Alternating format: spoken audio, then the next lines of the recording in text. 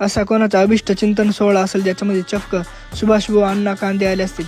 तर मित्रांनो सांगतो चला पुढे. तर मित्रांनो सकाळ सकाळी आपल्या गोठ्यातलं काम आवरून गेलं रपारपा सापा. गोठ्यातलं काम आवरल्यानंतर आपण गेलो टरबुजाकडे. टरबुजाची स्टेज बघितली. टरबुजाची स्टेज बघितल्यानंतर म्हटलं आज लिक्विड देऊन घेऊ.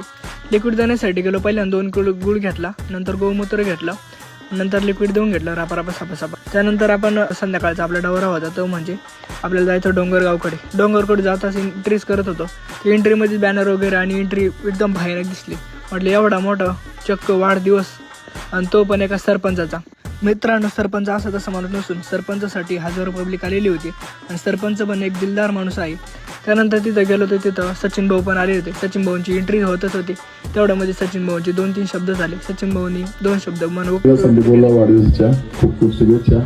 मला जास्त काय बोलता येत नाही. त्याच्यानंतर लगेच आपल्याला टायगर ग्रुपचे येवला तालुक्याचे अध्यक्ष म्हणजेच गणेश सोमवंशी यांनी पण त्यांचे मनोगत व्यक्त केले. यांच्या वाढदिवसाच्या निमित्ताने सचिन भाऊ पाटील मित्र परिवार इथं आला. तेवढ्यातच कुणाल बोदरडे यांच्यावर पण आगमन झालं होतं.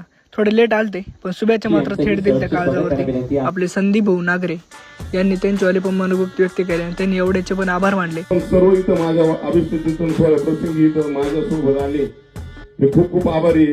संदीप भाऊ यांना जन्मदिवसाच्या थोडा लेट शुभेच्छा देतोय, पण त्यांच्या हातातून देव देश धर्म गोरगरीब लोकांची सेवा घडो हीच ईश्वरचरणी प्रार्थना करील.